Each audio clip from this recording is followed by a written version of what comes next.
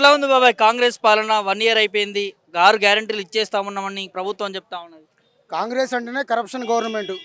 దేశవ్యాప్తంగా ఉన్నటువంటి రాష్ట్రాలు అన్ని రాష్ట్రాల్లో కూడా కాంగ్రెస్ పోయింది. ఉన్నది 2-3 రాష్ట్రాల్లో ఉంది. కర్ణాటకలో అదే పరిస్థితి. ఇలా నాకు గోసే లేదురా అని అంటే మనం మూసీ గురించి మాట్లాడుతున్నాడు. నాకు గోసి సక్కంగా లేదు, లేనివాడు నుండు మూసీ గురించి మాకెందుకు. కాబట్టి ఇలా సంక్షేమ పథకాలు మొత్తం పెట్టి 420 హామీలు పెట్టారు. దానివల్ల ప్రజలకు నష్టం తప్ప వాళ్ళకి సమన్వయం లేదు. శృతి లేని మంత్రులు దొరికారు, మతి లేని ప్రభుత్వం ఉంది మాకు. ఇలాంటి ప్రభుత్వం మాకు వద్దనుకొని చెప్పి రేపు జరగబోయే గ్రామ పంచాయతీ ఎలక్షన్లో మున్సిపాలిటీ కానీ ఎంపీటీసీ కానీ జెడ్పీటీసీ ఎలక్షన్లో ఖచ్చితంగా వాళ్ళకి ఏం చేయాలో శాస్తి చేయడానికి మేము సిద్ధంగా ఉన్నాం. మేము ఎందుకంటే ప్రజల ఆలోచన చూస్తూనే ఉన్నాం మేము. కాబట్టి ఇచ్చిన హామీలు ఏది నెరవేర్చే పరిస్థితి లేరు. కాబట్టి వాళ్ళకి సంస్కృతి ఉంది. కాంగ్రెస్ గవర్నమెంట్కి ముఖ్యమంత్రులు మార్చుకునే సంస్కృతి ఉంది. వాళ్ళే పోటీ పడుతున్నారు. మేము పెట్టాల్సిన పని లేదు. వాళ్ళు కొట్టుకొని వాళ్ళు చేయాల్సిన పని మాకు న్యాయం చేస్తున్నారు. వాళ్ళే చేస్తున్నారు న్యాయం. కాబట్టి ఈ గవర్నమెంట్ కరప్షన్ గవర్నమెంట్, మొత్తం కూడా కుంభకోణాల గవర్నమెంట్. కాబట్టి మొత్తం కూడా పొంగులేటి శ్రీనివాసరెడ్డి గారికి మరి మొత్తం రెవెన్యూ వ్యవస్థ ఉపజెప్పారు.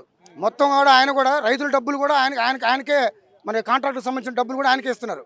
కాబట్టి ఇలా మొత్తం టోటల్గా ఫెయిల్ అయిపోయింది. ఏదో మార్పు అనుకున్నాం, మార్పు కాదు. మాకు వెనకాల మార్పు తగులుకుంది వెనకాల. కాబట్టి ఆ గవర్నమెంట్ మాకు వద్దు. ఇవాళ ప్రజలందరూ కూడా మేము ఒకటే చెప్తున్నాం, 100% మాకు రావాల్సిన కేసీఆర్ గవర్నమెంట్ సంక్షేమ పాలన రావాలా. మా ఎవరు దరఖాస్తు పెట్టుకోవట్లే. అరే దరఖాస్తు అప్లై చేయడం తప్ప రిప్లై లేని ప్రభుత్వం మాకెందుకండి. అప్లై చేసుకుని 100 అప్లై చేసుకుంటున్నాం, రిప్లై లేదు. గవర్నమెంట్ నుంచి ఏది లేదు. ఏ సంక్షేమ పథకాలు ఉన్న అర్హత వాళ్ళ దగ్గర లేదా?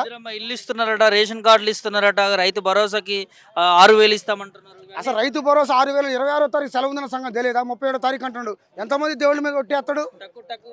టక్కు లేదు, టిక్కు లేదు. అసలు మొత్తం ఊడిపోయింది, టక్కు ఊడిపోయింది. నమ్ముకుంటూ అమ్ముకున్నట్టు చేసింది మా ప్రభుత్వం. ఆ ప్రభుత్వం మమ్మల్ని జనం అందరూ ఓట్లేసి తెలియక ఓట్లేసారు. ఇవాళ 100% కరప్షన్ గవర్నమెంట్. పక్కా అధికారులు కూడా కింద ఉన్నటువంటి కార్యకర్తలు ఇబ్బంది పెడుతున్నారు, కేసులు పాలు చేస్తారు. ఎన్ని జైలు పాలు చేసినా సరే 100% రాబోయేది కేసీఆర్ గవర్నమెంటే. ఎందుకు బాబాయ్ మళ్ళీ కేసీఆర్ ఎందుకు గుర్తు వస్తున్నారు? కేసీఆర్ వద్దనుకొని కాంగ్రెస్ ప్రభుత్వాన్ని గెలిపించుకున్నారు, 6 గ్యారెంటీలు అన్నారు. సో ఎందుకు మార్పు కావాలనుకో మళ్ళీ 1 ఇయర్ లోపలనే ఒకటండి, నేను ఒకటే మీకు క్లియర్ చెప్తున్నాను. ఎందుకంటే డైరెక్ట్ కేసీఆర్ గారు బెనిఫిషరీకి న్యాయం చేసిండు.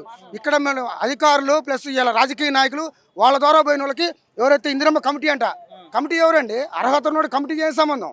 ఖచ్చితంగా అర్హత ఉన్నోడికి 100% బిలో పవర్టీ లేని న్యాయం జరగాల. అది గవర్నమెంట్, ఏ గవర్నమెంట్ చేసినా అదే గవర్నమెంట్ చేస్తుంది.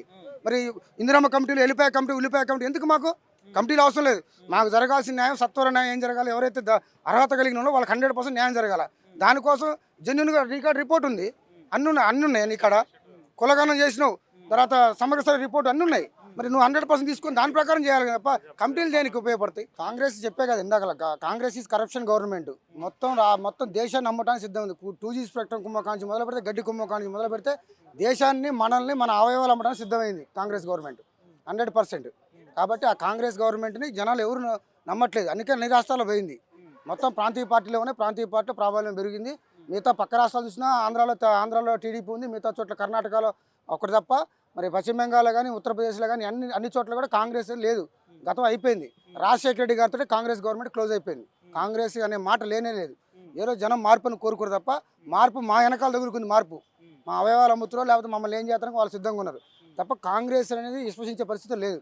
ఆ రోజు తెలియక మార్పు అని జనాలు ఓట్లేసారు తప్ప మార్పు సుతు లేని వాళ్ళు మొత్తం వాళ్ళ మంత్రులకు సుతులు లేవు, గవర్నమెంట్ సుతులు లేవు, అధికారులకు సుతులు లేవు. కాబట్టి జనాలను ఇబ్బంది పెడతారు, పీడిస్తున్నారు. మరి కనీసం వాడు ఏదైనా ఇల్లు కోసం పోతే ఇంటికి పన్ను కడితేనే ఇంటి ముందు ఫోటో దింపుతున్నానంట. అసలు ఇంటి పన్ను కట్టించుకోవటం, తర్వాత కళ్యాణ లక్ష్మి డబ్బులు కట్ చేసుకోవటం, మరి రకరకాల ఇబ్బంది పెడతారు, ప్రజలను ఇబ్బంది పెడతారు. కాబట్టి ప్రజలు రానున్నటువంటి ఎలక్షన్లో ఖచ్చితంగా బుద్ధి చెప్తారు, కాంగ్రెస్ని పారదోలుతున్నారు.